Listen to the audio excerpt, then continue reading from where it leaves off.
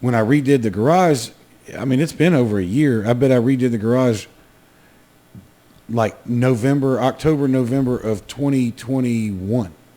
One of my favorite elements about this room is that right there. The kennel? Yeah. Because the dogs be outside, then they just be like, I'm about to go fuck with Dad. Yeah, see what he got going on. Yeah. It sucks when they start barking and because I work back here too. Yeah. It sucks when they start barking and I'm on the phone with a customer and they're like, what was that? I'm like, it's a dog. Don't worry about it. Like, I work from home. The fuck you thought it was? It was a Tyrannosaurus Rex. I work from home. Sorry.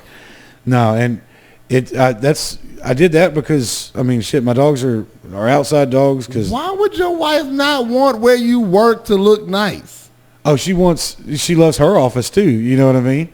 But again, I did this first. I didn't do hers first. So yeah, women, man, I love them. Don't you love them? I just told you my story. Yeah, God, Jesus. Yeah, we won't repeat none of that on record. None of it. So, but yeah, no, I mean the dry erase board walls is probably my favorite thing. It's still doors, so I can still open that up and drive a car in here if I need to. Oh, or man. Like when the days have been really nice here recently, when it hadn't been too cold. You just open them up? I open all of it. Dogs running in and out, cats running in and out. Oh, and I'm it's so just jealous. Open. It's so nice. It's so nice. I am so jealous. Yeah, until the sun, like when I do it at night, the sun goes down, mosquitoes and stuff start flying in here. I'm like, damn it, I'm going to shut it up. I won't. It's nice. I'm going to get you to build my stuff, dude. Man, I built the one across the street from my buddy. He had a garage that, I had moved. So when it comes to man caves, every house, we lived in Blanchard. I had one side was where I hung out and painted stuff, and the other side is where I built furniture. And then we lived on Delaware. I had a garage apartment with a open like garage underneath it. You couldn't pull a car into it. It was like storage. Yeah. And I turned it into my workshop, and then it had a back little room off of it that I turned into where we hung out. Well, my brother moved in at my dad's house and took over the garage over there, which is what everybody that I knew used. People are servers. They got 2 jobs. They don't want to, they live in Greenwood and they work in town, and they don't want to have to drive all the way back in on a day where they have a double. They go to my dad's house and hang out TV. It was this over there. And they would just go hang out, and, that's where they'd spend their afternoons. My dad would come out back and hang out with them. It was a great thing. But then my brother moved in. And when my brother moved in, everybody lost that. So my buddy across the street was like, man, I want to redo mine, and I want to do it for real. And he's got, you name it, we did it. So we insulated it. We sheetrocked it. We put a ceiling in it. I wired it if you're sitting there, there's a big, like 75 or 70 on the wall. And then on another wall, there's 2 42s that are side by side. And it's for football is what it's for. So he'll have the red zone playing on the big one, and then he'll have the, whatever 2 games they're playing on the small screen. Man, I feel like if I had one of them, people would never see me. Yeah, well, he's a homebody now too. You know what I mean? But we built him a big entertainment center that's in the corner, surround sound. There's upper and lower front and back speakers. Y'all are men. Man, I'm not a man. When it comes to a man cave, if you want to spend the money, I'll think of it. I'll figure something out. We'll have some fun. There's 18 speakers in this room right now. There's 2 in the ceiling, 2 subwoofers. Look up. There's 2 subwoofers in my ceiling. Yeah, man. That's what I'm talking about. Yeah. But see, y'all are men. Like you built it. Yeah. I can't. We were talking about this table. Yeah, I can't. I've always enjoyed it. I feel like you got the stuff plugged in the side of the table. Yeah, there's USBs and headphones and the microphones, everything. If you look underneath it's a fucking mess. But there's wires everywhere. There's power. There's a power strip under me. There's a laptop or a computer right there. Yeah, there's 4 microphones. There's 4. I want to know. I wish I knew how to do stuff like that. And that in general. What's crazy is this was all of my knowledge is just trial and error. I didn't have it. My dad didn't really do that kind of stuff. My dad would try, and then he'd get about halfway through it and be like, all right, that's good enough. I mean, you can go to my dad's house now and look at the sheetrock work. I wouldn't even know what. I did bad job on the ceiling. Like if you look at the ceiling, you can see the humps. And I just did a bad job on the ceiling. I had terrible lighting in here when I was doing it, and you can see where the ceiling looks like shit. Yeah, you can see it, especially if I point it out. Yeah, I mean, I'm not gonna say I don't know what it's supposed to look like, but I mean, it ain't supposed to look like that. I'll tell you that. Well, you have to tell me that, because I'm like, yeah. Well, so what my plan is because of the recording that we're going to be doing back here. Eventually, I am going to line the ceiling with rubber mat. Yeah, I was about to tell you. And I'm going to do white rubber mat and just glue it up there, and all of that shit will be hidden. You know, but this was like the first time I had done sheetrock work in probably, I mean, the last time I did it was across the street at the garage over there, which was probably 8 years ago. I see. I don't even know how to do those things. That's what I'm saying. Though you know how to do those things. I play with fucking Connects. Yeah. Like I don't like. Look, as difficult as it looks or seems, it's really not. Especially if you have somebody that can kind of just show you, like me, I'm an idiot, so I'll show you the idiot way. You know what I mean? Versus here's how professionals do it, and professionals do it all day, every day. So they have the touch and they know what they know what to expect. No. I'm not that. I can show you the idiot way to do it, and then especially when it comes to sheetrock, sandpaper is your friend. You know what I mean? Because if it's too much, you just sand the shit out of it until it's gone, and then you can fix it. Plain and simple. That's kind of how see. I'm like that with other stuff though. Like y'all do the hands-on man work. Like when I started building websites, I was just like, I didn't want to pay anybody to build a website. Like I was just like $400 or $500 fucking dollars just to and they might do a shitty ass job. You know what I'm saying? And I might not get 300 of that back. Like 200 might have been a deposit, and I just be like, you know what? Fuck, this is trash. And my one of my homeboys was like, man, all you got to do is pop up on Squarespace, and you know you build your own. I was like, oh, that's how they be doing it. And he was like, yeah, like that. There's no league or team you got to join to be able to do it. He's like, no test you have to pass. Yeah, like I'm thinking you had to do. He was like, nah, man, go to the website. And I was like, all right, cool. I'll go around and I'll play with it. And shit, I built my website. I built a and that's the wildmanscoob.com. Yeah, the wildmanscoob.com. There it is. I've built my website. I've done a tutorial website. The chick, she does makeup tutorial. Oh, okay. So you can have subscribers and stuff like that to that. And I've done a fashion line website, and before I got here, I was on the phone with my homeboy because I'm going to be doing his website. I'm going to be redoing his website, and I've done a music website as well. So like, yeah, well, it's for an artist. And all this is just fucking like with my like they gave you a trial for like 2 weeks. You got 14 days. It took me probably about 14 days to get my website together. Right. But after I got mine together, if you give me the information that I asked for, I had that bitch up in probably a couple hours. And I'm assuming you're making money off of it, like when you do it. So, of course, mine was free. Of course. You can't charge yourself. I do. Well, I guess you can. I do. I charge myself, like, even when I do my own show. Where do you swipe your credit card? Like you. I just. All right. I send it to my other account. Like, you know what I'm saying? Yeah. I send it to my other account. The business account. Yeah. From your personal to your business. Yeah. So fraud 101. Kids, pay attention. Now, IRS, don't listen. Right. No, I'll be paying taxes. It's keeping under $600 and they'll stay out of your account, right? Oh, gotcha. Yeah. Gotcha. Thank you. Thank you. No, but that's good though. I mean, and that's how you learn stuff. Like, yeah. That's how I learned all this crap. Like this table wasn't actually supposed to have this center piece in it. Oh. This centerpiece was actually supposed to be a shelf. It was supposed to only be the four. You see how the four are the same size? And then the center one's bigger? Yeah. Me and my wife were talking as I was putting it all together. I was not paying attention. I screwed it together. and kept on screwing it together. And it's a wide table. And then put the lip around the outside of it. But look at it. It's beautiful. Yeah, no, I mean, it was meant to be big. You know what I'm saying? Because this is what we were doing. I was talking about. I think it's better this big. What's crazy is you don't really realize how big it is until you lean it up against the wall when you're back here working, and then it covers the air conditioner and touches the dog kennel.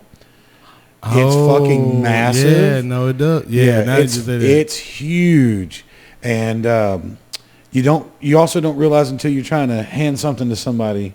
Oh, right. Well, you noticed when I tried to pull the mic over here, I was like, oh, I need to go. Well, I want to get longer arms for that, so that way you can center up on it, or I can take this one and move it. But it was really designed for 2 people and 2 people.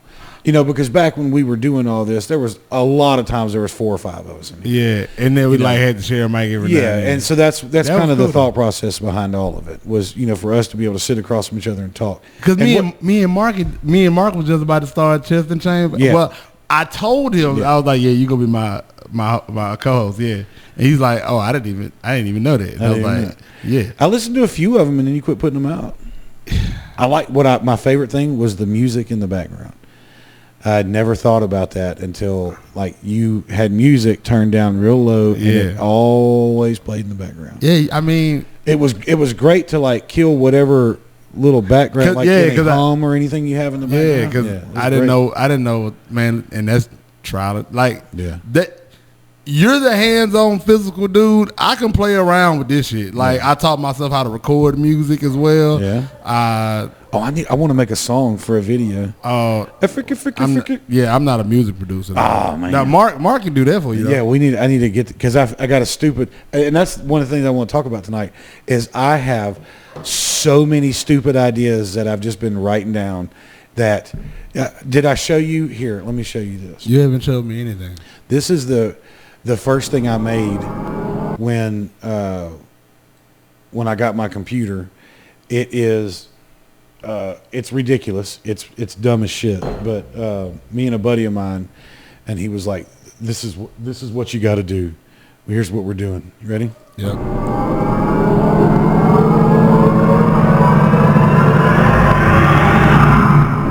We've been trying to reach you about your car's extended warranty.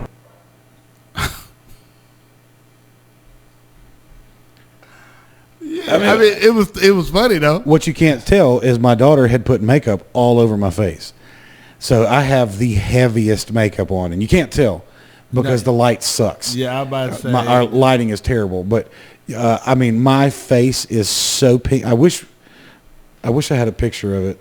I don't have a picture. I think my daughter might. I mean, I'm wearing lipstick. I got mascara on. I got blush. Now that you say it, I can see it in the lips, and I honestly thought I saw something with I think that's mascara. Yeah, in the eyelash or the eyebrows, whatever. But I didn't know if that was the lighting of the camera. No, my wife and my daughter, they had a blast doing that. They had so much fun doing that. My sons are laughing at me, and they're like, "Oh, we're gonna put this in your yearbook." I'm like, "I graduated 20 years ago, fuckface. Like, get out of here." Because we tell that to them all the time. We take pictures, and this is gonna be in your yearbook. And they don't, they're stupid. They don't get it. They're fucking idiots. What are you gonna do? They're boys, of course. Yeah,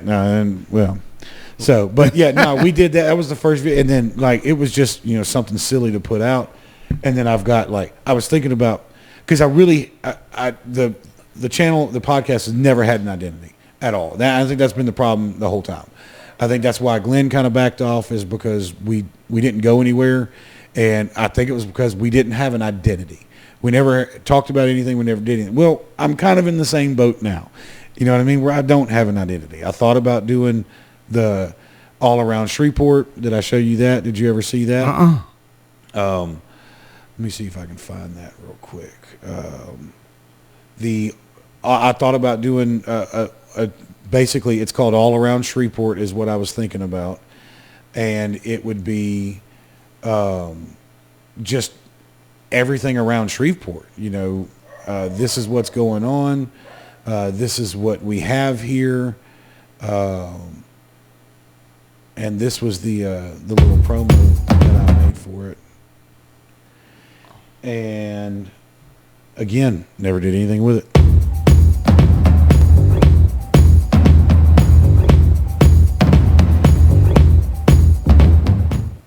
just plain Jane, basic, simple, but every time I put a couple episodes out and then my computer fucked up. Every time I tried to edit,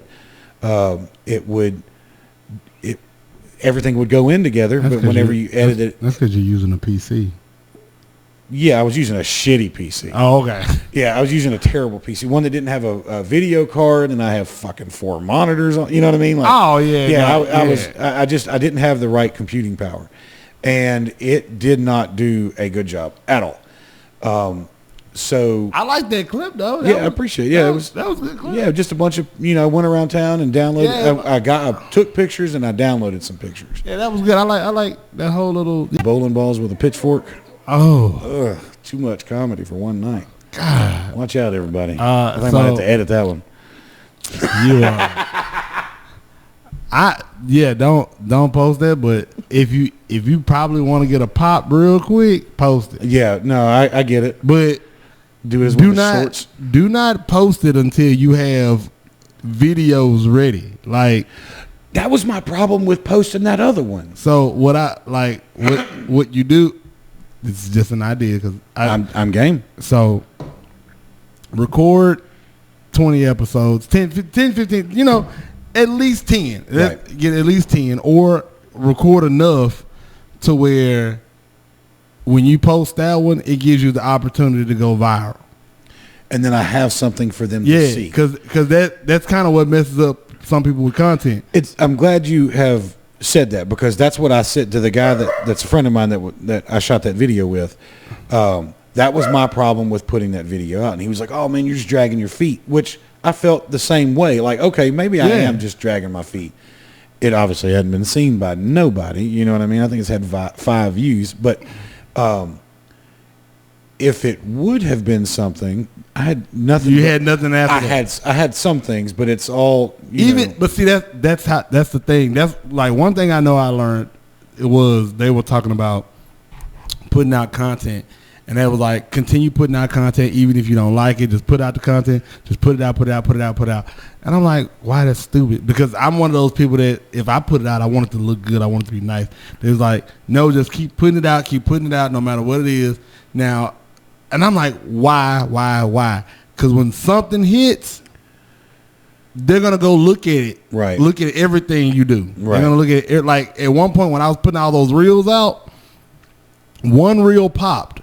Like, I got one to pop. So I went from like 50 views to like 100 views to like 300 views to 500 views. Now, so almost anytime I put a video out at that moment,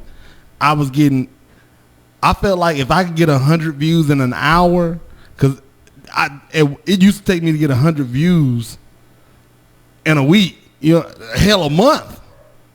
You know what I'm saying? I got some that have been on here for a year that got under 12. You know what I mean? Like, I get it. Trust me. And then I got to a point to almost every time I put a video, a reel out, I got if I got 100 views in an hour, I felt like I was like, hell yeah. If I can get 1,000 views in a day, I felt great. And I mean, and you were getting that. That's unheard of for me. I mean, because that's not what this channel does. People's attention spans are shorter as well. So it was the shorter, not the shorter my video was, but the shorter videos were getting multiple views. Because sometimes, when you put that content out, you put 30 seconds out, you'll watch 30 seconds 5 times. You know what I'm saying? Which brings me to my next point. Sorry to cut you, but I didn't want to forget this, because that was part of my original point, is that what I've been thinking about doing, and you tell me what you think about this. I'm sure there's something like this out there. I don't know if there is or not. But I was thinking so this week's guest, Scooby, right? Mm-hmm. Well, we get together before we actually do this sit-down podcast, and we come up with a skit. And we record the skit, do the skit, and we post the skit. And then we talk about, what's going on, blah, blah, blah, why we did it, yada, yada, yada, so on and so forth. But there's a short little humor video that's also that builds anticipation for the that comes out before. Oh, well, this dude was funny. I want to see what he's talking about. Yeah, no, I get that. Yeah, and that's kind of like, and then like maybe you tack it on to the end of the podcast. At the end of it they can watch it, but you put it out on its own. you give them something to make them be like, oh, okay. So I recorded this like 8-minute confessional of it was called the Memoirs of a Side Piece. Yeah, I remember watching that. And yeah. Like I thought when I watched the story, I was like, man, that shit is hilarious. And I let my homegirl watch it, and she was like, yeah, it's good. It's just it's long as fuck. And I'm like, but it's funny, right? And she was like, I mean, yeah, it is, but it just didn't hold my attention. So I didn't really know. I was like, I got this is good. So I started breaking them down. When I started getting the reels going, and I was like, oh shit, I'm getting views. Is a reel like a short? Yeah, a little short video. Yeah. Okay, YouTube calls them shorts. Where do you use in the Facebook is where I thrive at. And those are called reels? Yeah, they're called reels. Right. Those are the ones that pop up. Like they're okay. Yeah, I know what you're talking about. They're not the story. I'm so old. The stories. Oh, okay, so it's okay. I don't stories and reels. Stories and reels are different. So you don't get paid for stories, but you get paid for reels. Okay. So that's one reason why I started doing more reels. Okay. Because you get paid for reels. Do you mind me asking? Were you making some money? I started. The only pay I got was $7, and that's because they demonetized me because they said I didn't use original content. And my problem with that was Mark Zuckerberg, that if I wasn't using original material, I understand that, but you didn't tell me what I didn't use, because the format I was using, I did that for all my videos. Like, so if I make sure I put whatever music I put in the background, I made sure it was something that I could find on Facebook.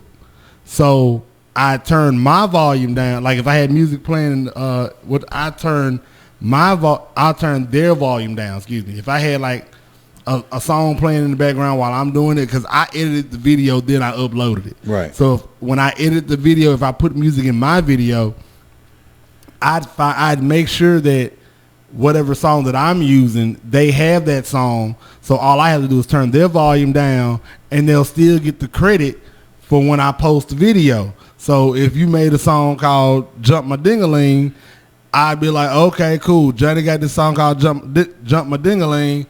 I'm gonna play it in the back of mine I'm gonna add it to mine, and I'm gonna just select it when it tells me to choose a song, because one way for you to get more views is to choose whatever audio they have available. Okay. So popular audio, that's why they give you the option to use the audio, because if it's a funny audio, it might pop. You know what I'm saying? Right. So I'd in the back of my video, then I select your song to be played in my video, but I just turn your song down from whatever point they was, and you could only just really hear the music playing from mine. If that was the case, I did that like so many times. I did it so many times, and when I started doing the Chronicles, I guess I got popped. I guess they were like, oh well, because I'm talking about it was when they cut you that first check, that $7 check. That wasn't even it. It was like the crazy part was I was seeing it grow like every day. Like I was like it go like I remember it was like $2, and I was like, ooh, $2, yeah. I was like, ooh, I'm about to get these $2. And then I saw when the payout was, and I was like, oh, okay. And then it was growing like almost every day. So I was like, okay, $2.50, okay. $2.70, $3. You know what I'm saying? I'm like, okay, cool. By the time it gets to the cutoff, the payout, I should at least have $20. Right. That's how. And I was like, okay, and then they pay you consistently. So if I get the $20 this week or this month, I'm guaranteed to get $20 next month. You know what I'm saying? Because the views don't start over. So once you collect that $20. You're gonna get $20 probably until you remove that video, or if you remove it. So you know what I'm saying. You keep the consistency going.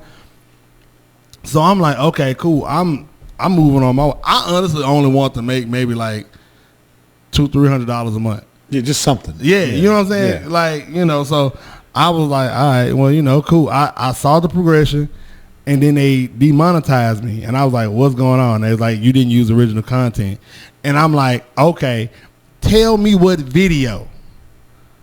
Like, tell me what video, and I'll mute the video, and then I'll record it again without whatever. And I'll do whatever y'all need me to do. Right. Because it's still on my laptop. You know what I'm saying? All I gotta do is pull it up, edit the video, remove the track, and I can do that. But Bob's your uncle, and we're done. Back on to making money. Yeah, like, so that was on my regular page.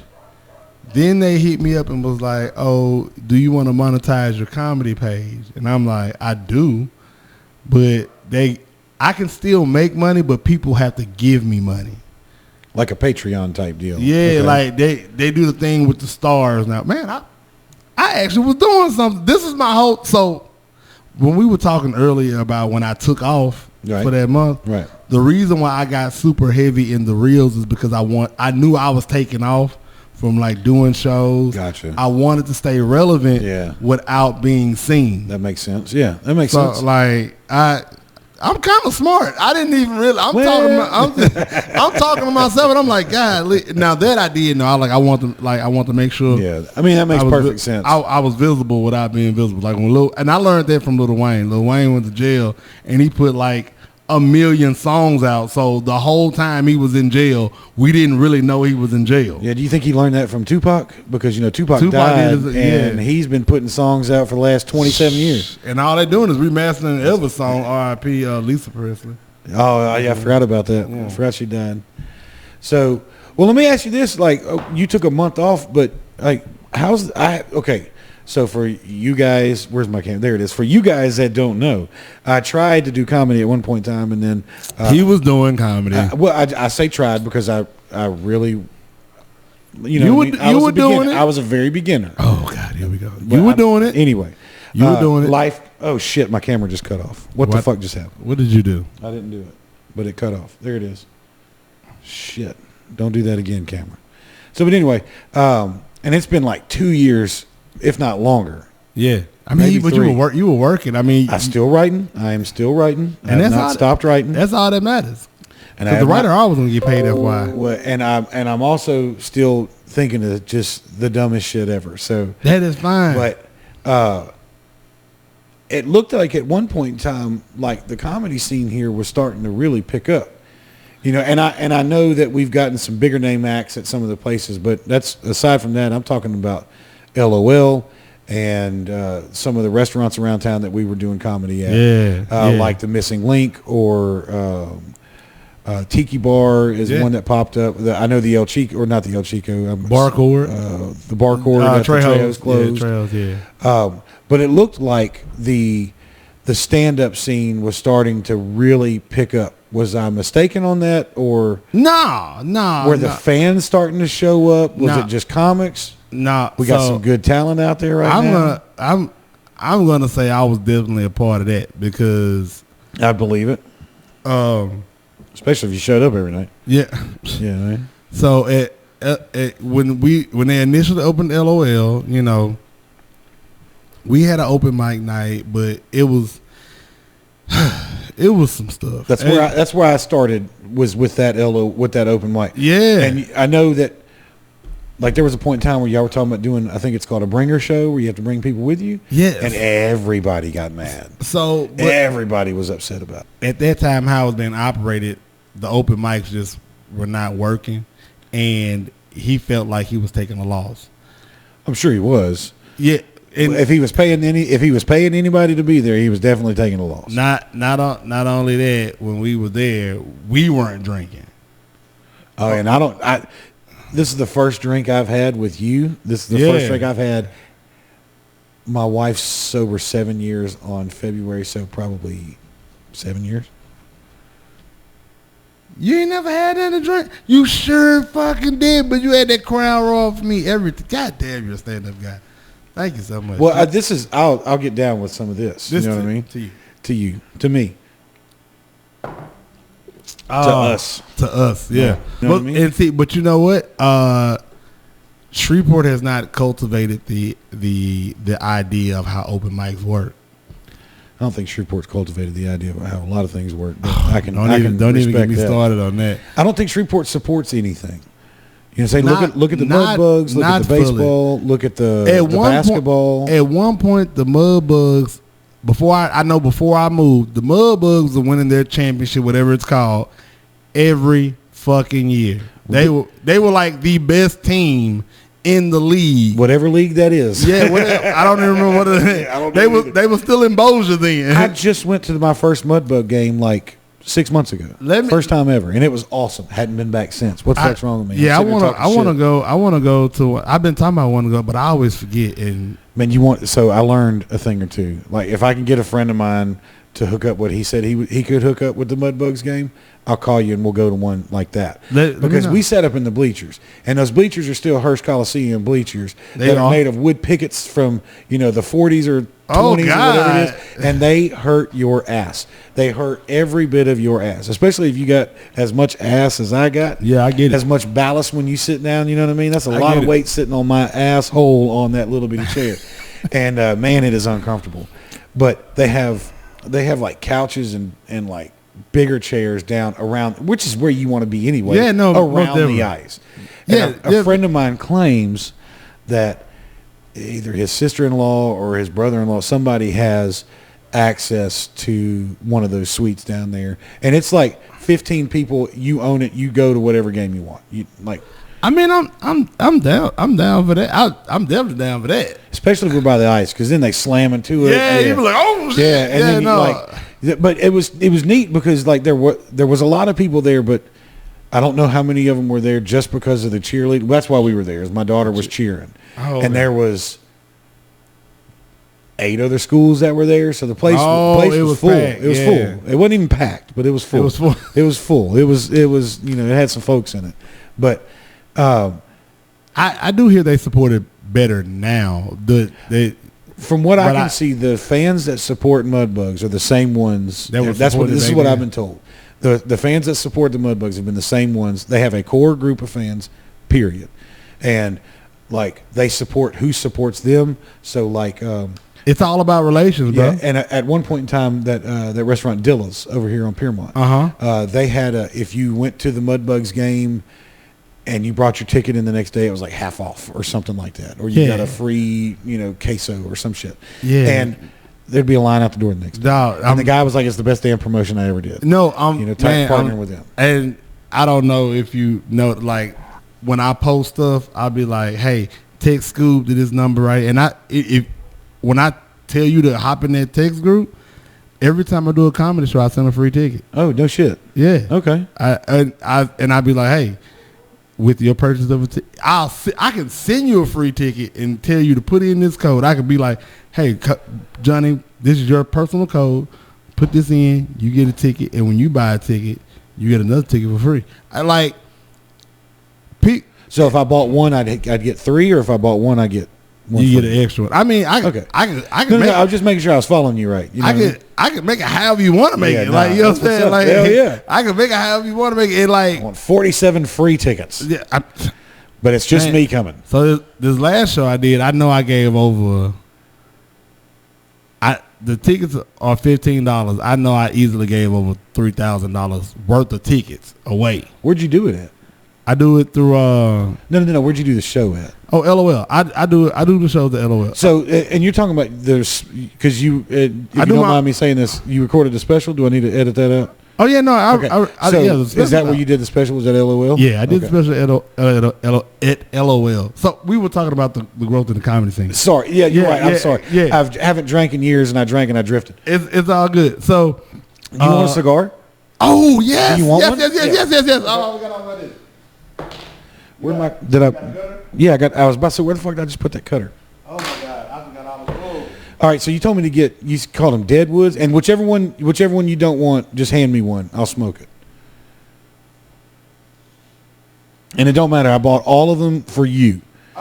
So whichever one you want is the one that you get. I'm about to be real black because these are These are my two favorites. And if you want to give me one of the other ones, you can take one home. That's what I was going to ask you. You can be black all you want, man. Yeah, thank you. I'll be black with you. You can have it. Yeah, now we'll do this together. All right, there you go. So, all right, this one? Yeah, so whatever two you want. So, somebody fucking can promote me. I don't give a fuck. Deadwood, this is the fat bottom Betty. Now, she said that was a very good, was the one that she recommended the most. I just recently started smoking cigars for real, and this was the one that I like. My homeboy Ricky Douglas put me on, and man, did she say it's very sweet? Is that what it is? Yeah. It's very sweet. Yeah. Now this is the one that put me on. Now this motherfucker will send you up there. Now, but the sweet Jane. This is my. I could do this one like every day. Like I could and enjoy it every day. Like this is my favorite one. Now the Fat Bottom Betty, I could do this one as well. It's just I don't know. I wouldn't want to do this one all the time. Well, I bought this humidor box with you in mind. How much was that humidor box? Because I don't even have $27 something. I bought it from that little tobacco. I mean, I think you can get them a little bit cheaper off Amazon, but $27 it was local. I think she said it holds 7. I get a and then I bought this lighter. It's got a lifetime warranty. I've never purchased a lighter in my life with a lifetime warranty. How much did that shit cost? $9.99. How much did the warranty cost? Nothing. It came with it. It came with it. Yeah, she told me if you ever break it or anything happens to it, and she filled it up for me. So can you always go get lighter fluid for it? No, I don't think so. You want to pull that? I'm about to. Paper off. Oh, I want to pull the paper off. Yeah. Because I mean, you can smoke it if you want to. I don't recommend it. I'll get it slid off there. But yeah, so when you were doing comedy, you were doing good because you were the man, bro. So hold on, let me. Not according to my kids, I'll tell you that. Oh man, they don't know nothing. No, I'm just talking shit. I did manage to. I did get a good compliment from my stepdad. He came to one of the shows one night, and I told that story about me. Flying a plane? No, the one where I thought I shit my pants when I was on acid. And he was in tears. My mom was like, I've been married to this man for 7 years. I've never seen him laugh this hard. I was like, that's what's up. Man, whoa, this is... Okay, I just had to make sure that was good. No, man, you were killing it, bro. And like I said, I like to feel that the reason comedy grew in the CDS report, LOL was a help to it. We had started bringing in some people. They had started bringing in people. I don't own anything there. However, I felt like when I went to Atlanta, I went to a comedy festival in Atlanta for Whole Flood. And I remember you doing that too. Yeah, I went to Atlanta and I did a festival out there, and I went out there not to so much make a name for myself, but I went out there to learn. I sat down in Anthony Bauer's class, I think his name, and I tried to soak up as much because I love doing comedy. I love doing stand up. However, I love making money. Yeah. Like I love making money, and I love finding ways to make money. I love creating ways to make money. I didn't know I was into producing shows as much as I am, but I know when I like to host a show, I'm almost like a producer. So, you know, calling comedians, hey man, can you do this? This is my budget, yada yada. And like I learned a lot from that class. And I came home and told Quinn, I told Quinn, I was like, hey, I want my own show. Like I want to do my own show. I want to do a monthly show. This is what I want. Yada yada. Me and him sat down and talked terms.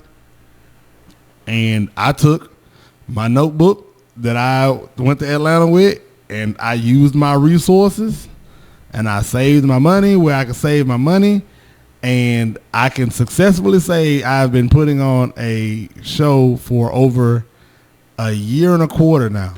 And that's the one down at LOL. It's not the Monday. Not Words of a Latte. Not Words of a Latte. Yeah, that's. I've heard that's one of the better shows in town. Mm-hmm. Oh most definitely. It's such a good time from what I've been told. But when is yours? Why does it want to? Mine is every first Sunday. Every first, and that's what it's called too. First Sundays. Yeah, that's right. Okay, that's right.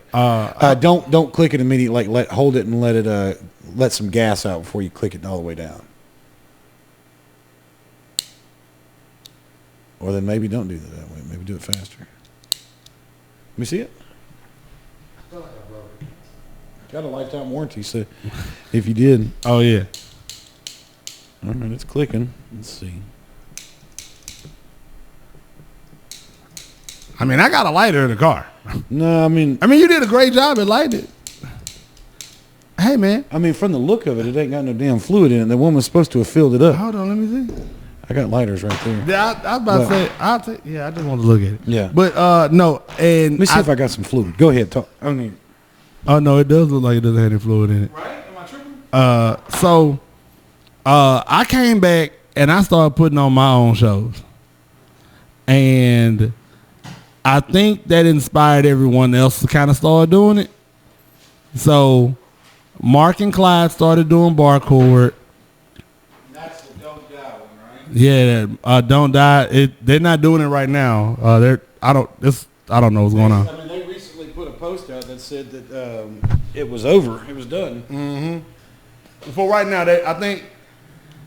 I think they're working out some things because they were when Barcord closed down. I was like, hey man, this is the perfect time to bring back the open mic at It did come back for a little while. Yeah, so they were doing like a month, like 2 or 3 months, right? No, it was. Oh yeah, it might have been. I didn't think it was. It wasn't that long. I don't think, if I remember correctly.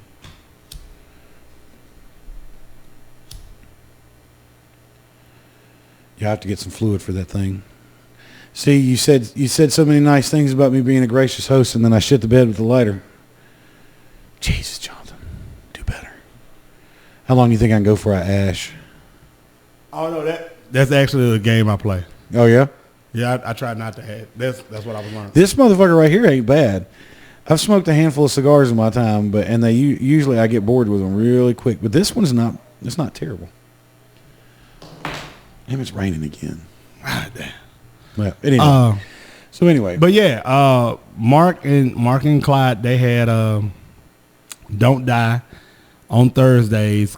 Glenn had Central on Wednesdays. And then Mark had started doing the Filthy Show at Bears. And was it on Mondays like the old one was? Yeah. I didn't realize they were doing another one at Bears. And yeah, they started back doing some comedy and whatnot. Like I feel personally that once the comedians just start taking control of, like, you know, we quit waiting on someone to invite us to do comedy. Right. Yeah. We was like, oh, you know what? We do comedy? Yeah. It was like, hey, can we go do comedy? Yeah. So like, and with that, you never got to meet Tanja. You never met Tanja D, have you? I don't think so. Tanja, the comedian, the ton of fun. She is a clean comic. So once she came around, like, she just did her she does the show at Lake Street Bar, and I DJ'd that show, and we had a really good time. And the person there, so if we still had Don't Die, we'd have Don't Die, First Sundays, the open mic at Central, Lake Street, and Missing Link, and Tiki Bar. Yeah. And Tiki Bar connects with 7 Tap sometimes and does shows. Who is that guy? The guy the cowboy with the shorts and the cowboy boots? Chris Luker. Who is he new, or was he around before me? No, is he newer? He's new. I love the initiative that he's been putting with the little videos. Whoever shoots those videos does a great job. Y'all need to fuck. I will definitely. You need to fuck. Yeah, you need to fuck with, like, because my brain is like, if you look on that board, most of that's video ideas, you know, and they're so it's Chris ridiculous. And anyway. What is goddamn? I'm glad you said it, because I definitely need to contact him. Hold Hold on. Yeah, he always does those videos in those fucking short ass shorts and that button down short sleeve shirt, that cowboy hat. Yeah, he hates pants. That's one of his things. That's funny as shit. His PPEs are cut down. It's him and his friend. I cannot remember his friend name, but they work together and they're the ones that's producing the shows between 7 Tap and Tiki Bar. Now, do they do like they work together like doing like video? Is that like are y'all using like a production company in town to shoot some of those videos? No, I think because they are good quality. They're all on their own. They do. That's what's up. Yeah, I mean, yeah, I got some questions for that man because I don't know what the fuck I'm doing at all. It's just like these tables, bro. Like trial and error. Everything is trial and error. Man, can I tell you? I want to ash this so bad. I keep reaching down. I'm like, nope, don't do it. I want to hold it. I want to hold it and not let it happen. But I want to ash this thing. So, but this goes against everything that I have in my body, is to let this ash just keep on. That's because you smoke cigarettes. That's right. Yeah. Because you smoke cigarettes.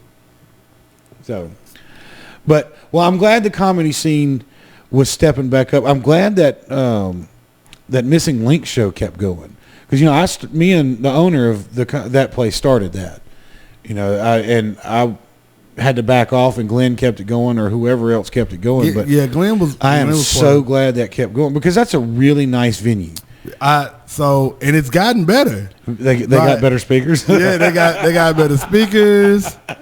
Lighting is still kind of crazy, but they quit cutting the lights off. Okay. And now the lights are up. It's bright. Yeah. And I mean that. I would much rather be bright because one time we did a show and it looked like we was fucking telling ghost stories. Ooh, yeah, like around Halloween. Oh man, it was so fucking funny because like that was the night we had like almost all the white comics, and then I get up and I'm like, y'all want to hear a scary story? Yeah. And they're like, what? And I was like, a black man in the room with white people. Yeah, and they of course they thought only scary for you, young man. Well, I love doing this, man. That was.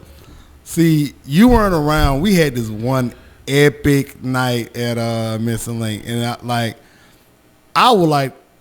I'm just gonna talk my shit because I know I be doing shit. The show was trash. Like it was. Was it an open mic or was it? It was a show. Okay? So it was a show. It was. These are the 5 comics that'll be here tonight, or 3, whatever it was. It was. Hold on. So I was on it. Unmasked. It was a shitload of people that night. It was like 9. It was me. Oh my god! It was like me unmasked. It was me unmasked. Glenn, Tristan, Mark. I think Whitney was on it. I think Aiden was on it. Like it was easily over 7-8 people. Jesus. And the host. Oh my God. Was it that bartender? It was a dude. I was there that night. I was there the night that the guy insisted on. There was a bartender that works for the restaurant, mm-hmm. and he insisted that he was going to be the host. And he did a good job that night. Was that no, the night he did a terrible job. He kept screaming at people. Was that the night I performed? Man, I want to say everybody. I even got up and performed that. No. So okay, so this was another. It was the same dude, I guarantee. Yeah, I've got that shit on. That sounds right. I've got that shit. All of that shit on video. Yeah, so I got every bit of that. I think that was the night. Yeah, that had to have been it because that was the weekend before my dad had his first stroke. Because it was after that show was the first weekend that my dad was in the emergency screaming, "I'm a sledge-o-matic" for hours at the top of his lungs. That's funny. Yeah, it was fucking. The nurses were like, I had to spend like $150 and feed everybody in the ICU, emergency ICU or whatever. I'm sorry, my dad was cutting up, y'all. I'm sorry, dude. He was at the top of his lungs screaming, "I'm a sledge-o-matic! I'm a sledge-o-matic!" Wow. For 26 hours. Oh, yeah. Man. I'd call to check on him, and I'd hear in the background, "I'm a sledge-o-matic." I'm like, he's still fucking good at it. Yeah. And the woman's like, "Yes." I'm like, "What do y'all want for lunch tomorrow?" Like, how many people work there, and how many people am I fucking feeding? I fed everybody. It's like 16 people. So So, but anyway, that was the show following that. I'm guessing that's what it was. We didn't have a host, so they let Steve host again. Okay. And Steve was doing a horrible job. Horrible. Got to be the same guy. It was the absolute worst. The comics were bombing, and then he was doing almost 5 to 6 minutes. Has to be the same guy. If it wasn't the same show, it's definitely the same individual. Oh no, because you didn't perform, so it had to be the show after that. I got you. Yeah, like absolutely. Because so the show was shit. Like I'm talking about. At this point, I don't know what to say. I don't know how to save the show. I'm like, oh my God, this show is fucking trash. Tristan goes up, and I'm like, okay, Tristan is going to, like, I was like, okay, so we got whoever the people were out the way. Now we're starting to get to the guys that, okay, cool. Tristan gets up. He didn't do bad. Tristan did not do bad, but he didn't do Tristan. He makes me laugh so hard when he Tristan does is so fucking funny. Tristan is so fucking funny. He's got one of my favorite jokes, and I'm gonna tell his shit on here. Sorry about that, but when he says that I don't like synthetic weed, it's like stepmom porn. Just fuck your real mom, all right? Yeah. That is, I don't know why, but that joke. No. That joke gets me every fucking time. Tristan is so fucking funny. So Tristan gets up, and we like, all right, well, we got Tristan. Everybody, the show is officially back on. Right. Tristan gets up, and they not really responding to Tristan how we expect them to. So Tristan gets up, and I say, okay, Mark is getting up. Two things happen when Marks get on stage. Either you fucking love him or you fucking hate him. So whatever it was, because we weren't getting a real response out of the crowd at all. So we didn't know what the hell was going on. Man, why's my computer cut? There you go. Camera cut. So anyway, you weren't getting a response at all. Wasn't getting a response. So Mark got up, and Mark started doing this shit, and they love it. They love it. And I'm like, okay. In the midst of it, I said, hey, Steve ain't getting back on that fucking stage. Mark got them in the palm of his fucking hand. Like, at this point, I'm like, hell yeah, it's go time. Mark was up next. It was Unmasked. Then it was me, and Glenn was going to close it out. So, Mark got him going. Oh, he got him going. And I run up to Unmasked, and I said,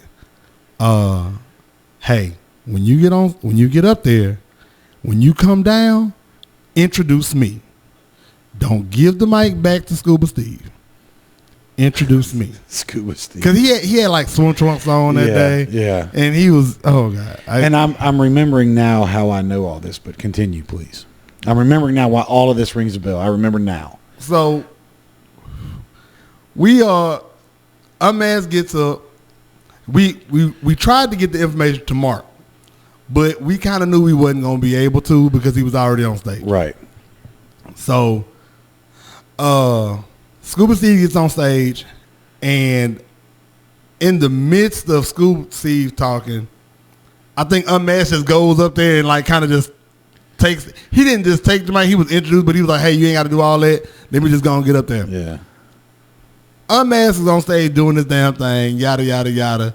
And he started doing a closing, and then you could see Steve was walking toward the and he was trying to grab the mic from Unmasked, and Unmasked kind of pushed him out the way and was like, y'all give it up for my boy Scooby. And I'm standing right there by the bar. Right. So I just walked right on up. I was like, hey, man, don't worry about it. I got it. Appreciate it. And I'm doing my thing.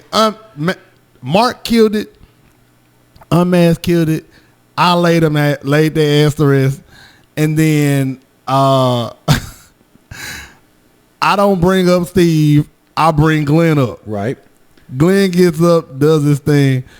I walk to the back. Me and Unmasked sitting there talking. He said, "You know they ain't gonna have us back up here no more." Not true. Absolutely not true. He said, I'm talking about he said they gonna be mad as a motherfucker. He said something. I was like, oh, okay. So Steve is walking back toward us, and he's like, oh, he's mad. Puffing and puffing. He's like, you motherfuckers. he said, y'all will never work here again. Ever? He said, those were his words. Y'all are fired. Y'all will never work You're here finished again. in this town. And I just got mad, and I was like, motherfucker, we just brought this whole motherfucking show back. People were walking out, and we made them stay. Yeah. I went left, dog. I was so On fucking him, mad. like to him, right then and there? Yeah, I was like, I ain't give a fuck. Fuck him. So then, Glenn comes off stage. Steve goes back on stage, and then he goes to the crowd and apologizes for the first few comedians. He said, I'm sorry, y'all, the first comedians weren't that funny. The seasoned veterans came up, and they've been doing it. And we like, what the fuck are you doing? Don't do that. Don't shit on these other comedians because it just didn't work. So he said something else, and I was selling merchandise. And he walked up to me, and he said something about, what's your problem or something?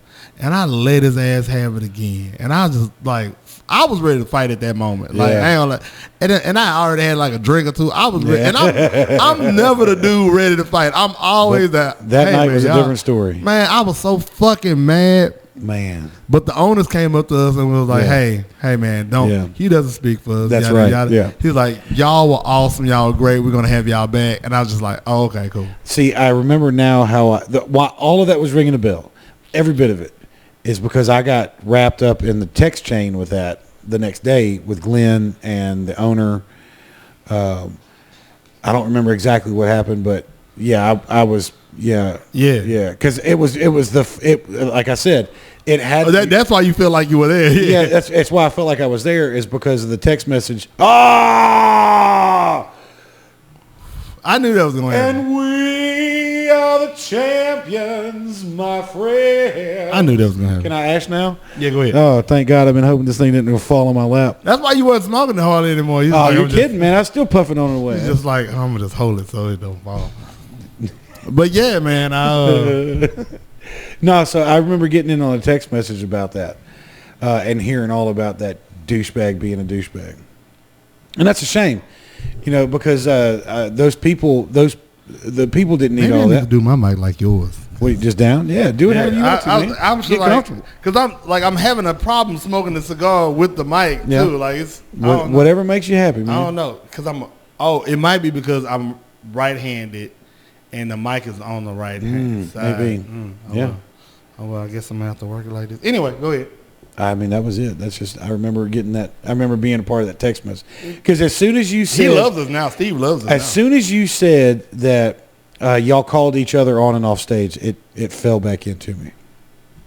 And I learned that from one of my mentors when they used to do a comedy show. We get up, and instead of the host coming back up, they just introduced each other. Next comic. You know what I'm saying? Keep the momentum going. Yeah, like even if you were on, when you got your big pop, you know what I'm saying? You might do another little joke, and then you just go ahead and bring the other guy up because the energy's good. You know what I'm saying?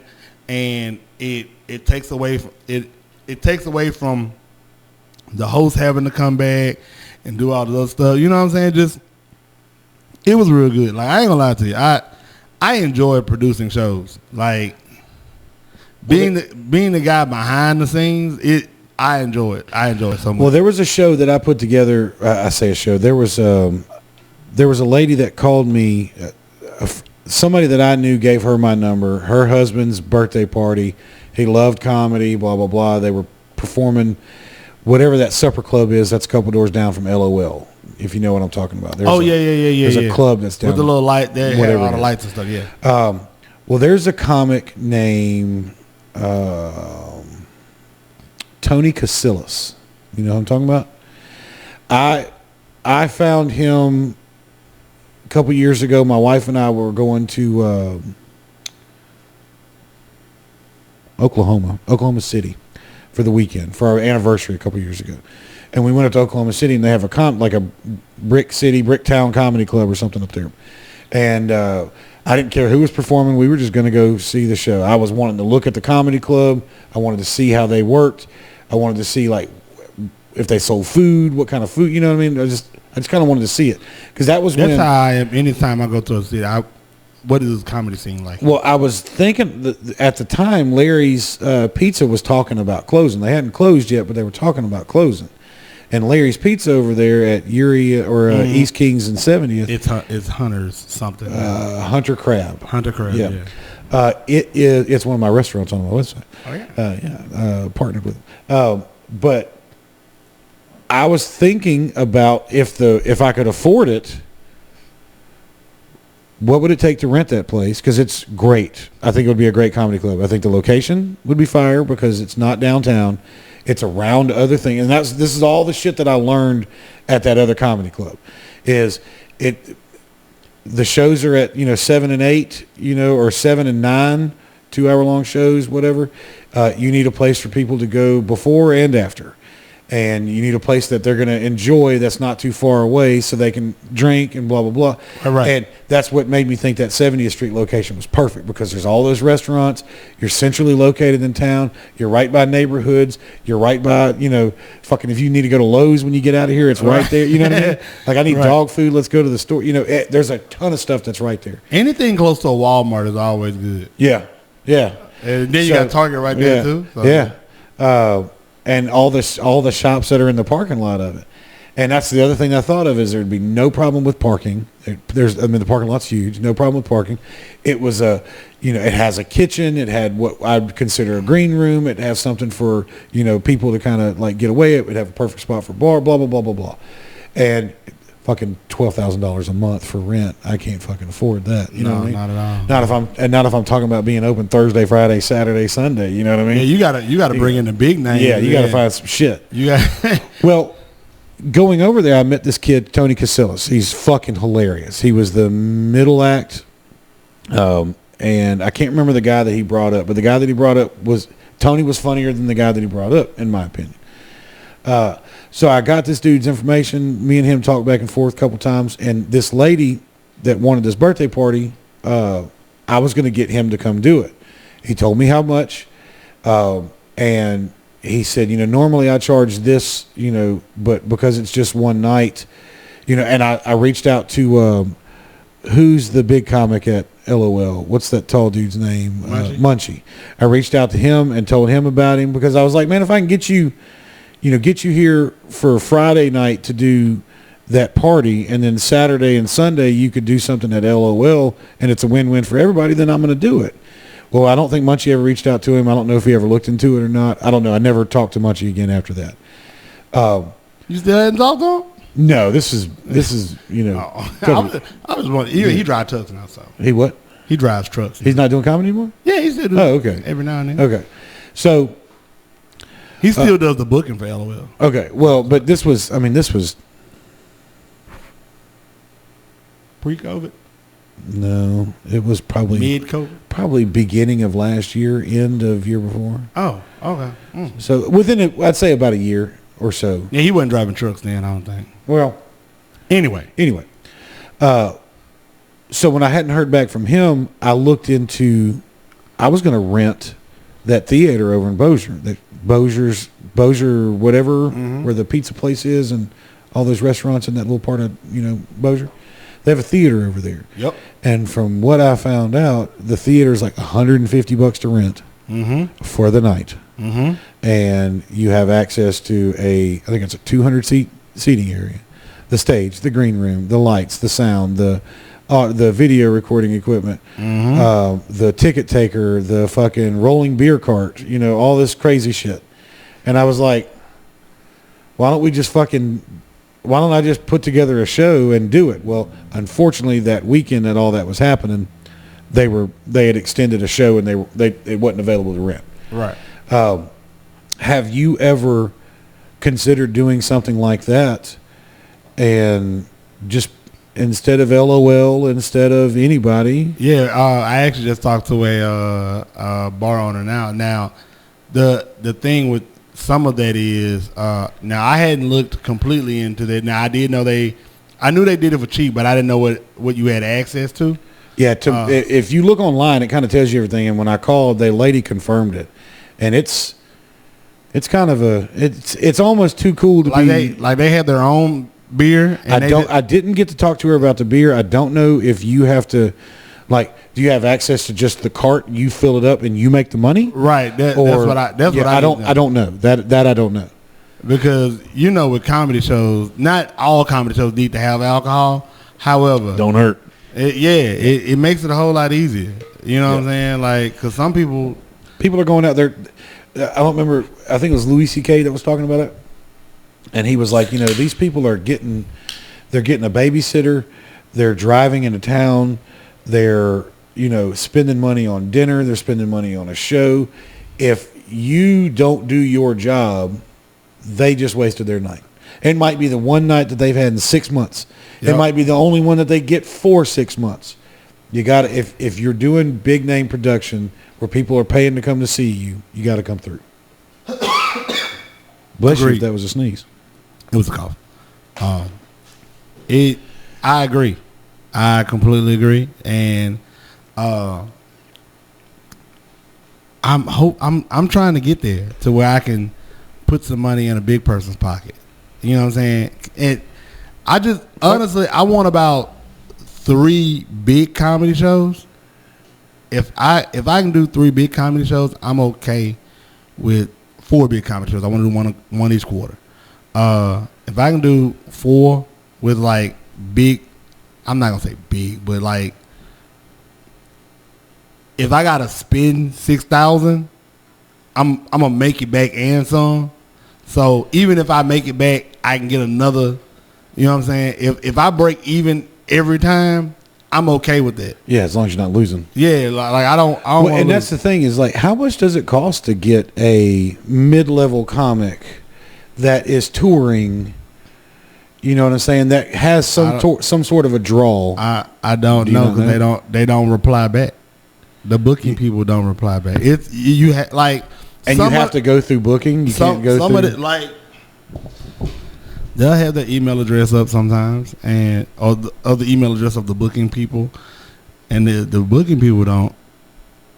I just be wanting a number because if I know a number, then you know what you got to sell tickets for. It's $3,000. How big of a venue you need. Okay, cool. I just need it costs you $6,000, and then that's why I just threw $6,000 out. Yeah. Because okay. Well, this guy was a mid-level comic. He was a middler, and he was touring, and he told me $600 for the weekend. Yeah, no, $600 for the weekend in the hotel room.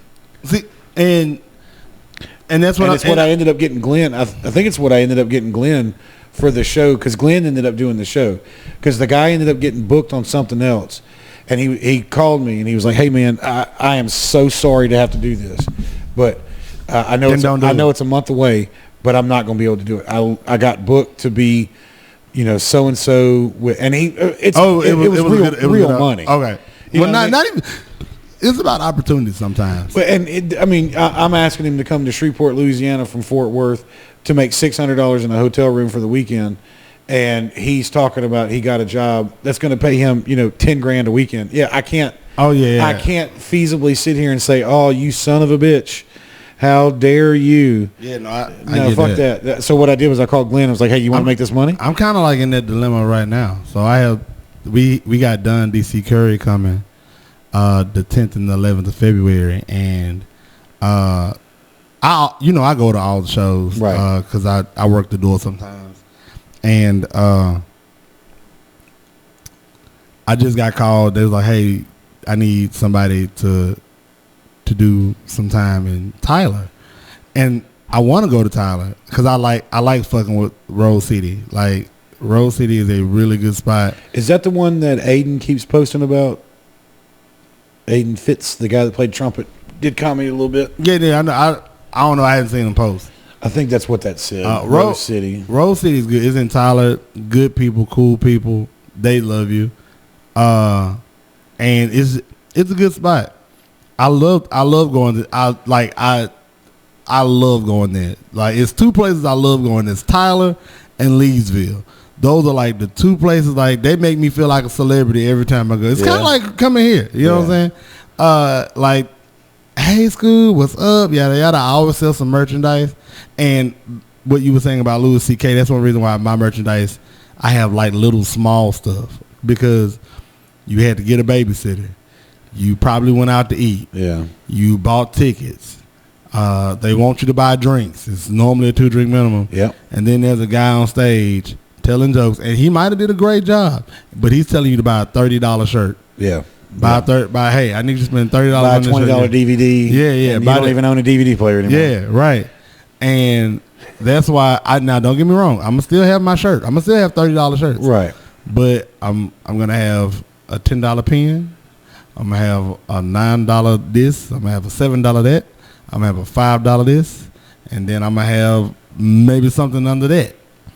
But that's also something I had to tell like the other comedians. Even when you're doing free shows, there should be no reason why you're not leaving out with something.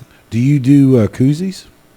I don't. That's because I haven't found an affordable place that makes koozies for them. Gotcha. When I went and saw that Tony Casillas guy, I bought a koozie from him, $5 each, and I bought 2 of them. Yeah, like, and I'm not a merch buying motherfucker. You know, what I mean? That's how much I like this guy. And see, I thought he was fucking great and hilarious. That's why I do shit like keychain. Like, yeah, I've got one. Not well, only you weren't selling that as your merch, your Clover or your heart. It was the green one. I made those first. Those are the ones I was like, because I was tired of fucking going places and I wasn't getting like. They tell you, oh, this is what it's paying, but then they don't make the money, so you stuck with whatever they gave. You know what I'm saying? Right. Like if they told you $100 and they only made $40, what you gonna tell them? No, keep the $40. No, fuck that. Give me that. You know what I'm saying? So what I started, and even when I was just trying to get shows, just to make sure I get my name out there, I didn't want to feel bad about it. I'm like, hey, I got this pen, I made it, and that's one reason why I don't like do too many jokes, like merchandise about jokes, like, because what if it's an outdated joke? You know what I'm saying? And that's now that you say that, because one of the koozies I bought was it went with the guy's joke, you know, talking about like ranch on his nipples or something like that. Yeah. And it was a koozie that said ranch, and it was like Hidden Valley for your nipples or something like that. Yeah, and you know what I'm saying? So I just mine has a meaning behind it, you know. So I sell the meaning, which is, you know, mental health awareness. Right. So I sell that. And when I sell that, now it's not just, oh, he was a funny guy. Oh, this has a purpose behind it. So, and people love purpose. Right. You know what I'm saying? So now I'm also not busting your head, but oh, it has it means something. He's just not selling it because he's trying to make money, which I am still always trying to make money. Of course. But now it's more of a, hey, there's a point behind this, and that normally brings in the people better than the jokes, honestly, because I always, because I'm funny when I start talking about that too. Like I'm not just, and I end it with a joke, so I try to leave any show. I try to leave with at least $5. That like if I can sell $5 worth of merchandise, I'm good. Yeah, I ain't gonna say I'm good, but you know, better than nothing. I walked out with $5 more than I was guaranteed. Right. So, and that's always a win. I have other software that I'd love to be able to use, but I have to have a producer. It's a lot for me to try to sit here and have a conversation. Click, click, click, click, click, click, click, click, click. Like right now with this one, I can just, like, if I want to show my screen, like here, let me show you another video. Let's see. You got kids. You'll like this one.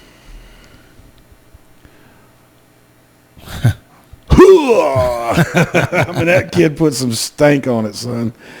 Like his drawback, that shit's so funny to me. Look at that. My boy threw a fireball. I'm telling you, man, he was ready to roll with that one. Oh. So, and like to be able to switch from here to here, all I got to do is, like, if you look at this screen over here, all I got to do is hit one. Back and forth. It's very easy. Yeah. The other software, however, you actually have to like click and switch and click and switch. See, I like doing that stuff too, though. Like that, so I wouldn't mind trial and error with that. Yeah, I got it right here. We can play with it all you want, man. Because and with that, I have a camera that looks at the whole table. I have a camera that looks at that side, a camera that looks at that side. So you can do the cuts and the edit. Yes. I mean the cuts. Right. And So and you can just cut back and forth. What I thought about doing was hooking the overhead camera up with my GoPro, hooking that one up to you, hooking this one up to me, but that one to that computer, this one to this computer. Gotcha. And then go in and pump them in and then just chop it as I want it. Also, another thing I learned that I ain't doing all that. Another thing I learned that I like to do is when I record I like to edit my own video. Yeah, it's fun. Yeah, like it's a lot of fun. It made me start because I hate recording myself when I perform, but I also need it. Right. So, like, because I enjoyed editing the video so much, I start recording like I don't take my tripod out the car. Like my tripod goes everywhere I go. Right. Like the only reason I ain't bringing it here is because my phone wasn't charged, and I was just like, I ain't gonna fuck with it anyway. So, I enjoyed it. Like, yeah, I've become I do it all by myself guy. Yeah. I give like. When I get some more money, I'm gonna buy me a heat press so I can make my own. Like I don't make my own merchandise, but I'm the one that orders it. I'm the one that takes the picture for it when I put it on my website, thewildmanscoob.com, just in case you need the keychains or stickers. What was it? I didn't hear that. What was that? Thewildmanscoob.com. Link in the description. Yeah. I just got some window clings too, man. Like I'm a budget guy. Like I will nickel and dime your ass as much as possible. So all my merchandise has different price points. However, if you buy 3-4 of them, I'll give them to you all around the same price. You know what I'm saying? Nice, if I got a keychain that's $5 and I got a pen that's $7 and I got something else that's $10, that's $22 altogether. But if you buy all three of them, just give me $20. So I might even do you 15. You know what I'm saying? Cause honestly, when people see it, I just want people to see it. Be like, oh shit! Like I was somewhere and I saw somebody that had my shirt on, and I just thought I don't know. It was this old lady, and I know I didn't sell that old lady that shirt. Right. I know it. I know I didn't sell that old lady that shirt. However, whoever left that shirt at her house, she put it on. So if somebody asks her who the hell the Wild Man Scooby is, I don't know. I had a little kid come up to me and asked me for an autograph, and I thought that was so cool. And I was like, you don't even know me. You shouldn't even be listening to me. Yeah. But that's still awesome, though. Man, before they turned Grub Burger into Hobdaddy. Yeah, whatever that was. Yeah. Hobdaddy. He was like, hey, you're the Wild Man Scoop. Oh, it was a TikTok. I had a TikTok that went viral. Okay. Yeah, it was it was when it said, when you say white people are white people, and what do you think of? And like so many people, like white people were hilarious in that shit. Like it was a lady about what they what they doing. Yeah. Like it was like one lady like chasing chickens around. All right, white people, and this is a question I wanted to ask you earlier. Do you use a washcloth in the shower, or do you use a loofah, or do you use your bare hands? I use exfoliating gloves. Okay, so you use something. Yeah. I listened to the Your Mom's House podcast, Tom Segura and Christina Pazitsky, and a couple weeks ago they brought it up, and they were acting like you were a savage if you use a loofah or a washcloth or something, or you're poor if you use a washcloth. I've been using a washcloth my whole life. I don't like loofahs because they smell like mildew after a while. Yeah, and I like washcloths because I use it. And I wash everything, including my ass, and then I toss it in dirty clothes, and I wash it, and I got a stack of washcloths. Yeah, so that never stinks, and I'm always clean. I don't have an itchy ass. I have a pair of exfoliating gloves. Yeah. So when I'm done, and they have the disposable ones too. Right. So just in case I'm on day 8 and I don't feel like washing, grab them. Yeah. Or then I'll use a towel. Yeah. You know what I'm saying? Like, But yeah, no, it was a thing about white people not washing their legs at one point. It's mind-boggling to me. There was a black girl that I was watching on TV that said white people smell like dogs because they don't use washcloths, and I'm like, I fucking use a washcloth. He was like, wait, and then well, no, I can fucking think I smell like a dog. Who gives a shit? I know I wear cologne and fucking lotion and shit. I smell good. You smell good. Yeah, unless I've been smoking cigarettes back here all day. All right, I smell like a fucking ashtray, but. I've never thought that somebody wouldn't use something to bathe themselves. And Tom and Christina both say you just use your hands. And then they got online and some fucking quote medical professional was like, yes, you should just use your hands. I'd probably say you should just use your hands if you had nails, maybe. Cause I mean, if I'm washing my hair, maybe. But if I'm washing my undercarriage, I'm not scratching up under my balls or nothing like that. That's sensitive skin. Give me a fucking rag to do that shit. Yeah. That's why I got the exfoliating gloves. Yeah, that's it's exactly it gives me and that's the only reason why I said if you're using your hand, because I'm not gonna say I ain't never, because I watched it and I'd be like, oh shit, absolutely. You know what I'm saying? I ain't saying I ain't never did it. Like, I can tell you right now, it hadn't been more than like 2 showers in a row. You definitely have not. I mean? Yeah, no, because I'm like, man, I just need to rinse up whatever this is. And even when we go hiking and I shower or bathe in a stream, I take a fucking rag with me. I see. I'm not even getting in the fucking stream. Oh man, it's beautiful, man. It's cold. It's cold as fuck. It is one of the coldest experiences I've ever had, and that is white people. There you go, white people. Yeah. No, but it is so, man. I will get in from wherever we're hiking from. We'll get to where we're gonna be. I'll hang my pack. I'll get my stuff set up. Get all nice and sweaty and dirty, and then get everything ready to roll. Like I'll get my food ready where it's heating up. Mm-hmm. And then I will literally take my boots off and walk into the water with my socks, my pants, the shirt that I'm wearing, and I'll sit down. And it's cold as shit. But then I take my pants off and I wash my pants. I take my socks off. I wash my socks. I take my underwear off. I wash my underwear. I take my shirt off. I wash my shirt. Throw them all over, up on a tree or a rope that I've already got set up, so it hangs there. Mm-hmm.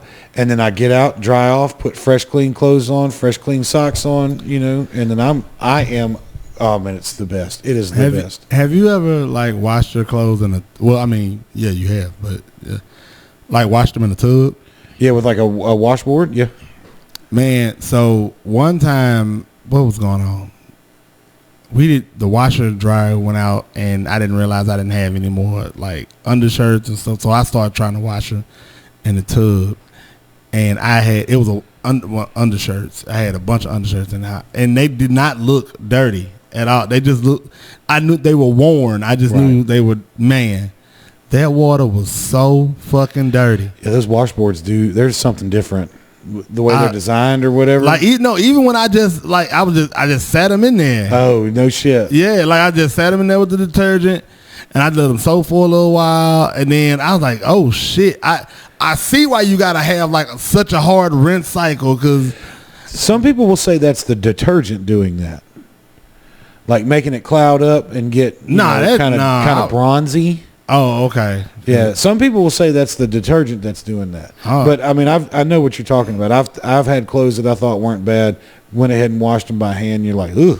You're like, damn, that was on my ass. Or what's even worse, when you mop your floors, and you're like, man, I just did this last weekend. Holy shit! Look at the bottom of that sink. Yeah, somebody just shit in my sink. Yeah, man, Jesus, I can't do it. And after that, I just made sure I took whatever precautions I had to do to make sure I went to the washateria, because I've washed when I was not growing up, but I was probably 17. I was in high school. Our washer and dryer, or our washer went out, and I remember my stepmom had a mop bucket that it had a pump on it, a foot pump on it, and it spun. You stuck your mop down in there and you just held onto the mop handle and you pumped this thing and it spun it and it slung all the water off of it, and then you go back to mopping. Well, our washing machine was out, and I remember my stepmom individually washing shirts and underwear in that motherfucking thing, washing them by hand and then putting them in there and spinning them. Get all the water off of them and throw them over on a line, and then take them out back to the dryer and dry them. So I mean, look, I've had to wash clothes I get it. We were remodeling the house. This was last year. We were remodeling the house. My washer and dryer was on the back porch. You know what I mean? I didn't have a washer and dryer, and I lived here alone. My wife and kids were with my mother-in-law. They moved out so that way I could do all this work and them not have to live in it and be in my way. I was wondering how that went. Yeah, no, they went to my mother-in-law's. I stayed here, and it just it's just the way we did it. Yeah, no, it was crazy.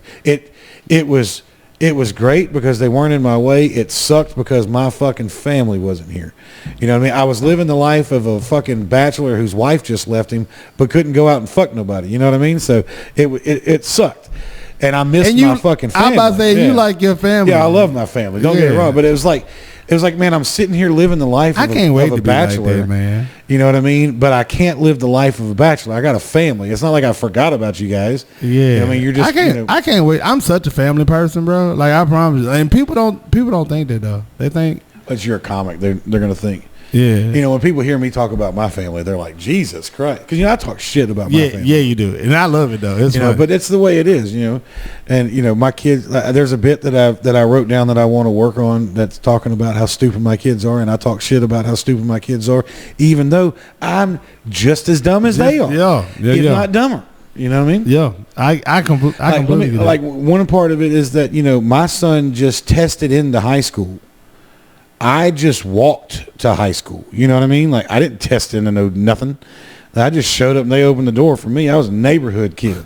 You know what I mean? My kid's already smarter than me. Yeah. You know what I mean? If we took a test right now, I'd be willing to bet, unless it was, building something or, how to throw trash away, I'd win that, They don't know how to throw trash away, man? Like, they're kids. Fuck no, they don't know how to throw their shit away. That's your job. You gotta make sure they know. No, trust me. I say something all the time, and I'll go in there and be like, "Hey, I'm making trash run. Where y'all got any trash in here?" And my son's like, "Oh yeah," and then he's a heavy water drinker. He loves water, and there's fucking 35 empty water bottles, and he's like, "Sorry, Dad, I forgot that you said I needed to throw these away." I'm like, "You son of a bitch." I start taking power cords, like your PlayStation power cord. I'm not going to take your PlayStation. I'm going to take your fucking HDMI cable. Yeah. Say turn it on if you want, but it's not going to work. Yeah, you can't see shit. That's funny. Nah, he's a good kid. But I can't wait. I can't wait to be like that. I can't wait to be like the lame cool dad. That's me. Yeah, my daughter's getting old enough where she's talking with her friends on FaceTime and stuff, and I've got little silly names for her friends. Like, one of them's name is Avery, and I call her Havery. And then the other one is Mackenzie, and that's my friendsy. So, and that's funny. I always interact with them, and say hey whenever she's FaceTiming and I walk through the room or something. Yeah. Are you doing the dances? No, we don't let her have TikTok. I refuse. None of my kids have TikTok. Well, my oldest might have it because my wife let it slide, but TikTok's a crazy place. TikTok will have you in a chokehold. That's what they say, man. I'm talking about it will. I'm talking about. I swear to you, when I want to watch YouTube Shorts, I set a 5-minute timer. Yeah. So and when my timer goes off, I hit refresh on the screen and I walk away from the Shorts, because I've had it happen where I look up and it's 1:45 in the morning, and the last time I looked at the TV it was 11:15. Yeah, like it's something. Yeah, and I need to go inside in 10 minutes. And the next thing you know, I'm like, holy shit, is that the sun? Yeah, no, man. TikTok had me in a hole like last week, and shit. I got in late from a show or something. No, I don't know what it was. Maybe it was a show. Maybe, I don't know. I got in late, and I was like, okay, I need to do something to just kind of wind down. Not TikTok. I don't know why I got on TikTok. Nope, I didn't even try to get on TikTok to wind down. I got an alert from TikTok because somebody sent me a notification. So I was just checking it, and when you check it, it goes right to it doesn't take you straight to your notification or whatever. It'll take you to a video, and then it'll take you to whatever you clicked on. So I watched that, and because the initial video I saw looked like something interesting, I started looking at that, and then I was like, okay, well, I just one more. One more. Yeah. One more. And the fucked up part about it is when you find a video that you like or the audio that you like that's funny, you want to see how many people use the audio and what differently did they do. And I didn't even know that was a thing. Yeah, like that makes. I see what you're saying there. Like, and that alone will have you in a chokehold. Like, well, see, I see TikToks because of YouTube. You know what I mean? Because people cross-platform stuff. Yeah. So I see TikToks, but man, I don't know the world, unfortunately. Man, you don't. I say unfortunately. I don't think that's unfortunate at all. So I'm a Facebook guy. Yeah, I am too. But I'm only Facebook. Here comes some inside information. I'm only Facebook when I'm dropping a deuce. You know what I mean? So when you see me sharing, I was about to say, I'm shitting.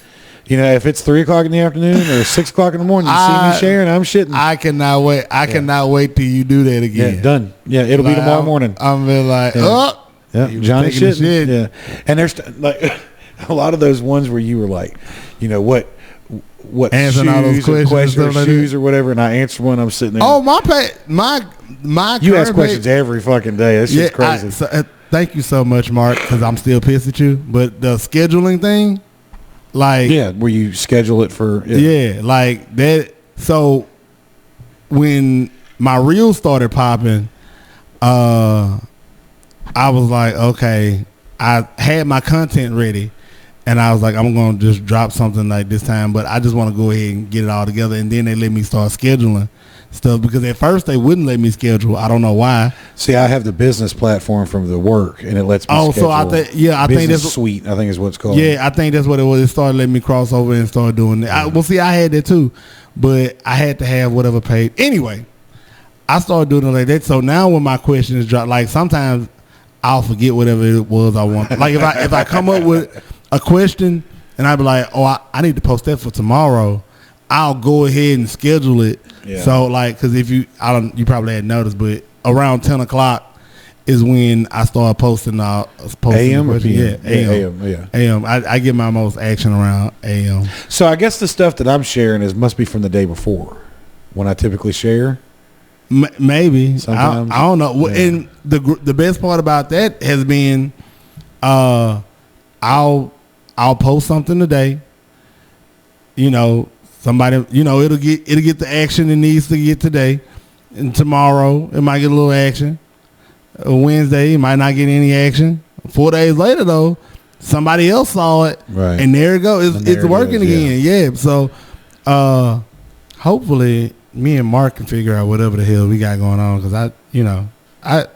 because a lot of people. So when I started doing that, I had just had my wreck, and I was depressed, and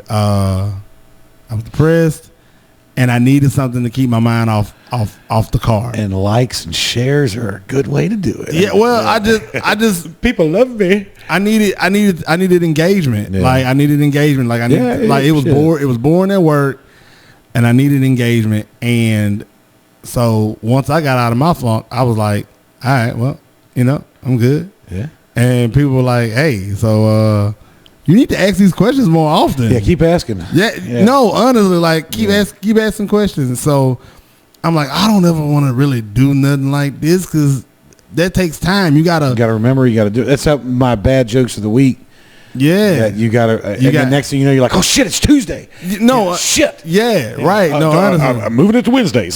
So what I started doing was I like, as soon as I think of whatever I want to ask, I go ahead. Like once I get it together, I go ahead and schedule it, and I try to do like 5 questions. Like, man, I am using the social media tool how I was told that it's designed to do, like as a creator, because and I just think that's cool because I didn't think I'd ever be that person. Right. Because I like social media, but I hate it all at the same time. Like I hate the work that goes into it to be a content creator. I don't like to, like, I wish I could just put my stand up on there, but people ain't gonna want to see you because they heard those jokes on the internet. Right. So or at your show. At your show. Yeah. I remember one time I asked somebody, I said, I posted a question. I was like, what would you like to see more of when I do comedy? And one lady was like, I'd like to see some new material. And I was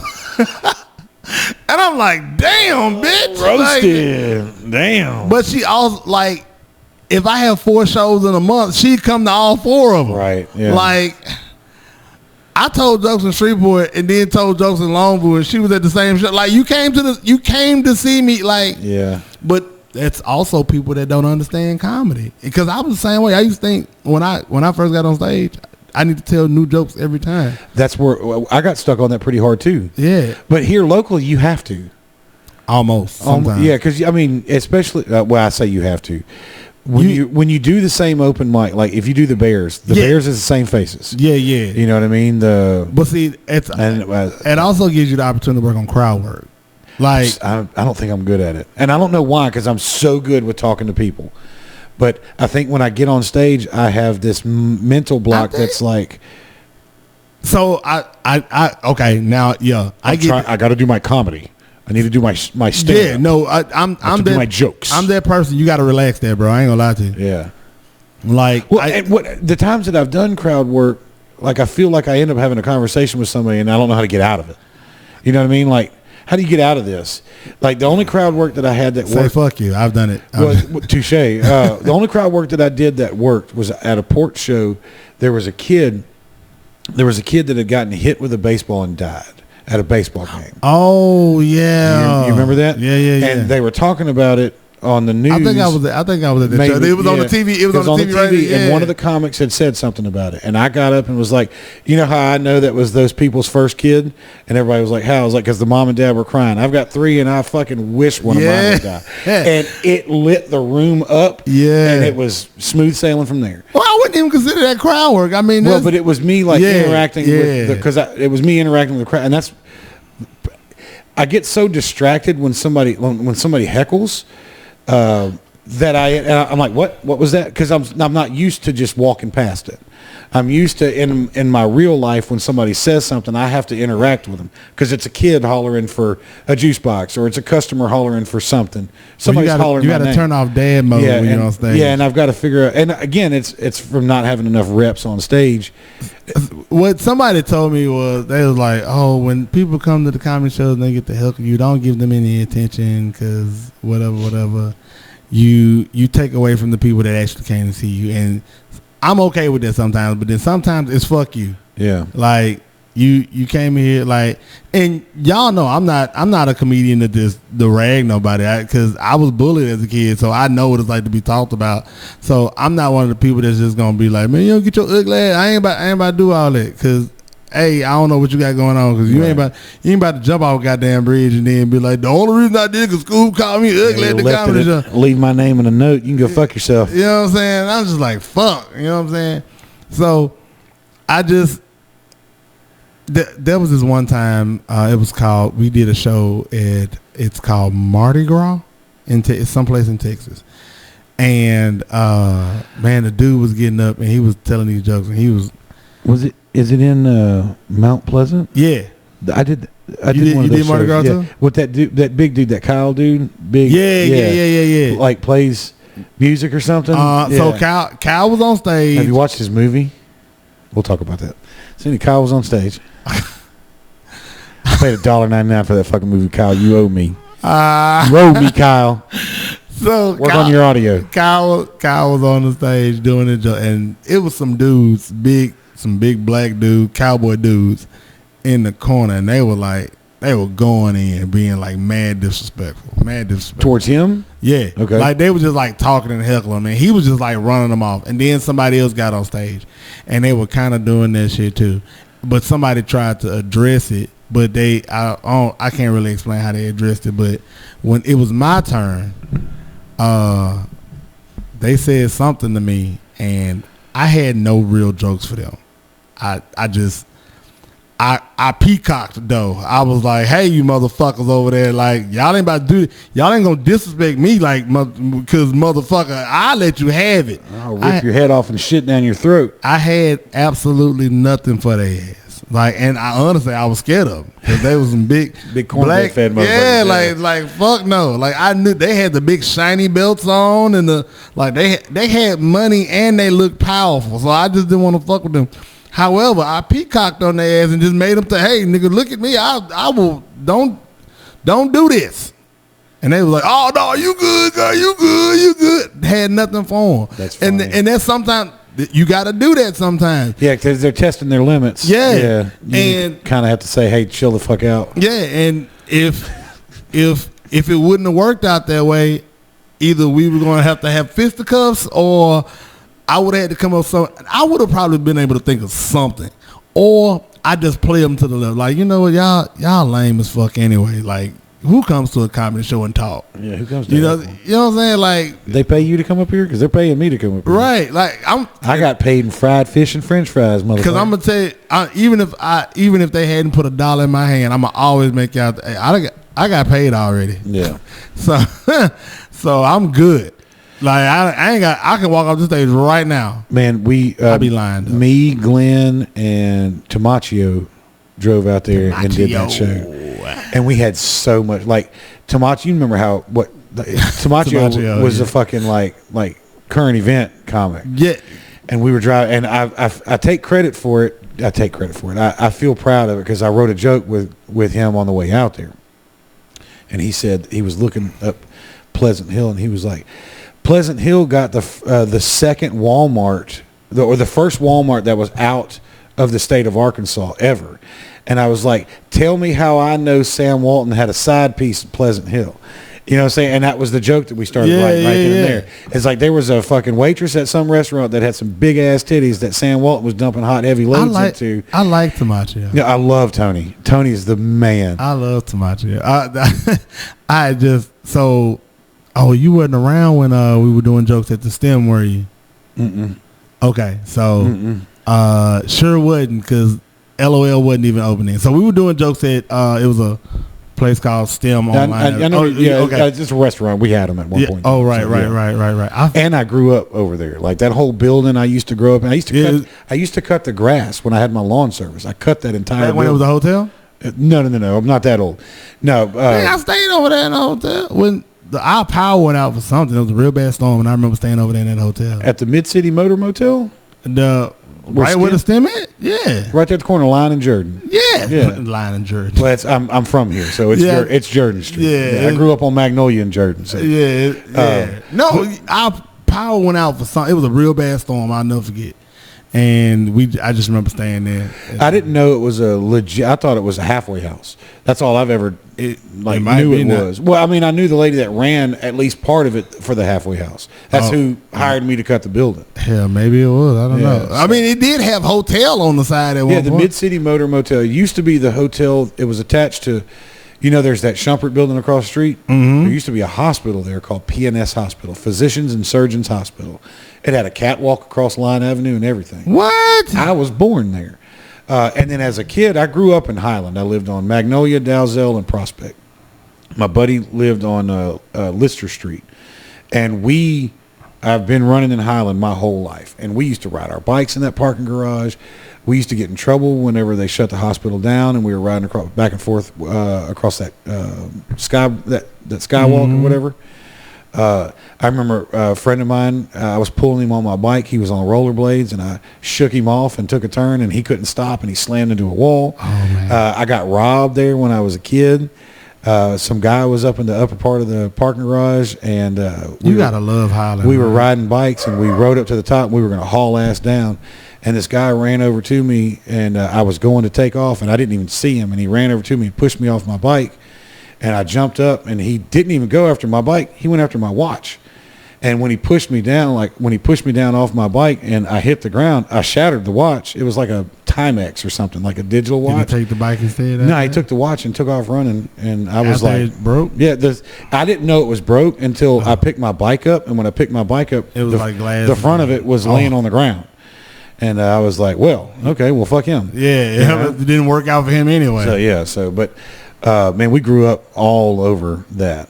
Yeah. Highland is, to me, the best neighborhood in Shreveport. Yeah, man. I didn't even know that was it.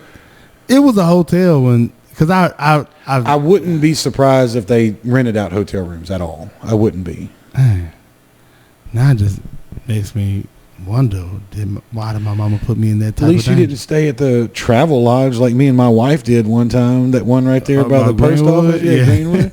I was working for the post office. My homeboy, when he come in town, that's what he like to say. Fuck that shit, man. Well, I don't know about it now. Yeah, fuck that shit. Maybe 25 years ago. Nah, it wasn't even that long. We were definitely adults. Well, but my wife and I, we had Jackson was like 1 year old, so this was like 14 years ago, 13 years ago. I was working for the post office and I delivered bulk mail, and I had to be at the post office every morning at 5 o'clock, 4:45, 5, and it was wintertime, and I can't remember if there was a gas outage and we didn't have gas, if there was power outage and we didn't have power. I can't remember exactly what it was, but we ended up it was cold, and we weren't staying at the house with a baby. Right. And I got a trash can over here.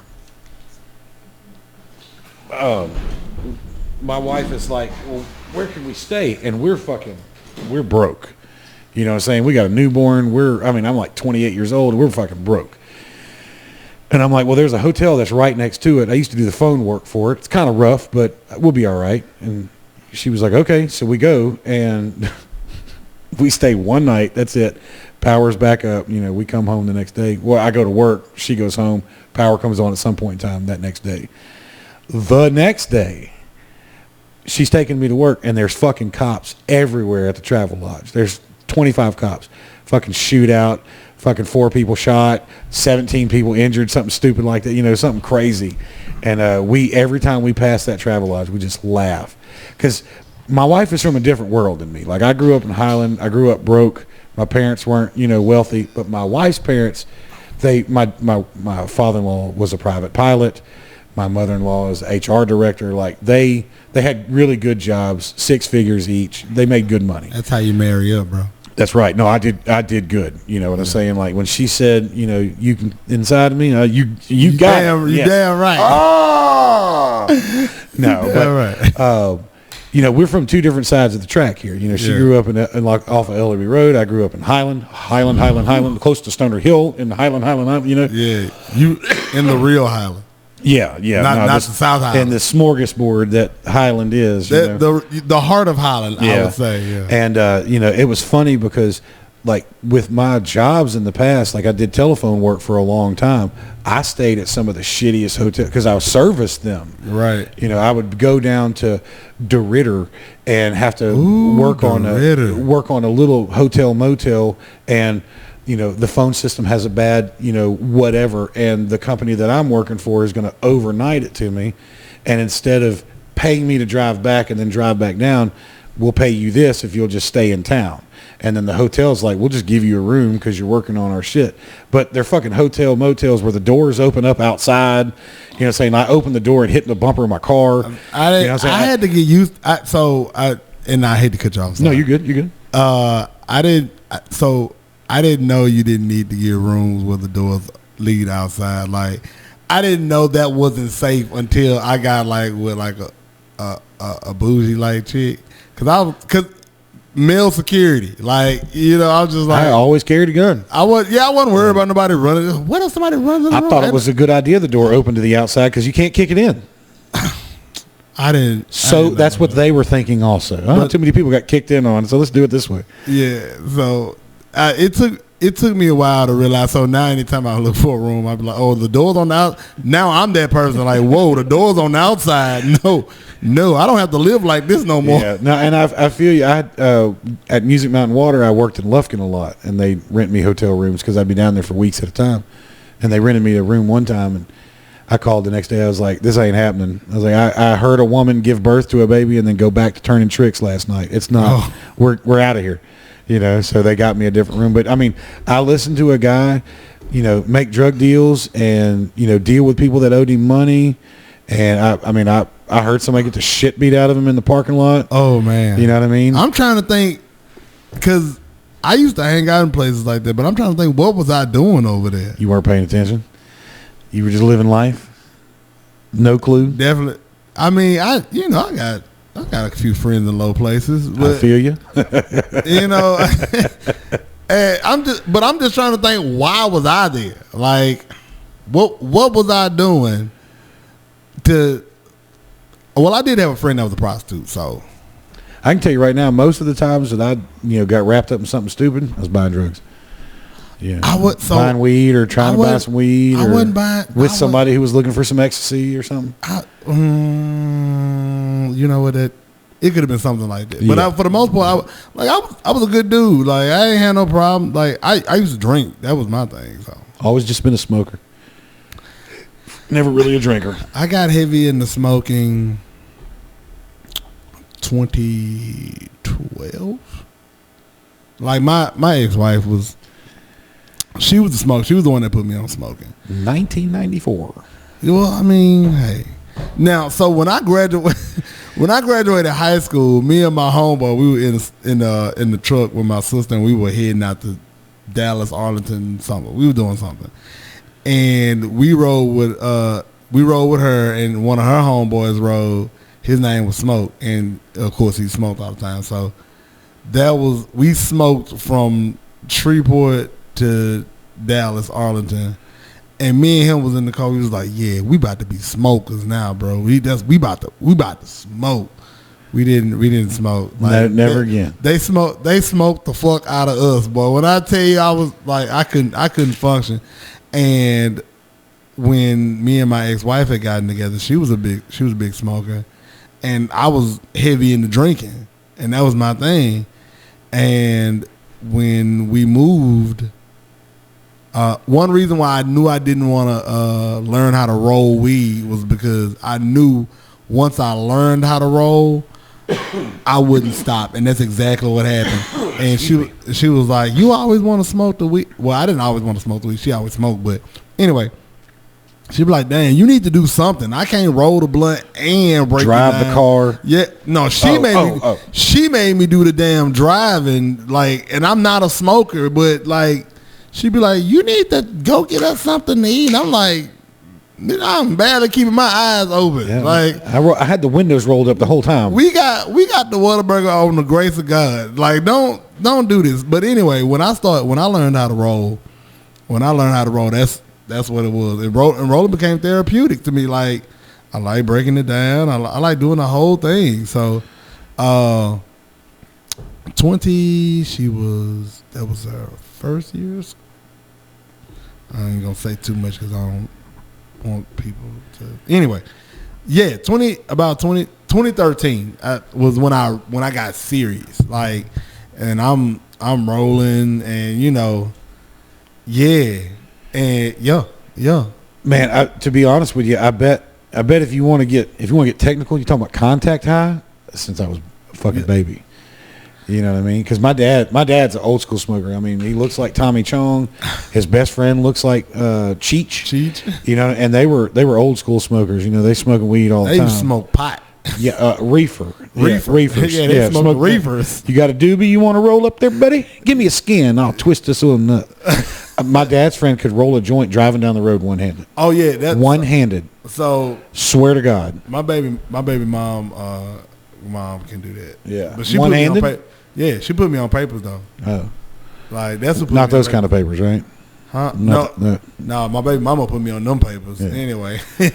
Well, so for me, the first time I ever like really got high was 1994 with my sister Judy. Love you, baby. And that we smoked a joint on the side of my dad's house, and this bitch covered me with CK1 because she was trying to hide the smell of weed. CK1, to this day, I smell CK1 and I get your buzz. I had a CK1 bubble set. I know it sounds crazy, but it was cologne. It was cologne, something else, and then it was some bubble solution. Yeah, like bubble solution. I don't even know where I got that shit from. But I used to have some cologne called Pimp.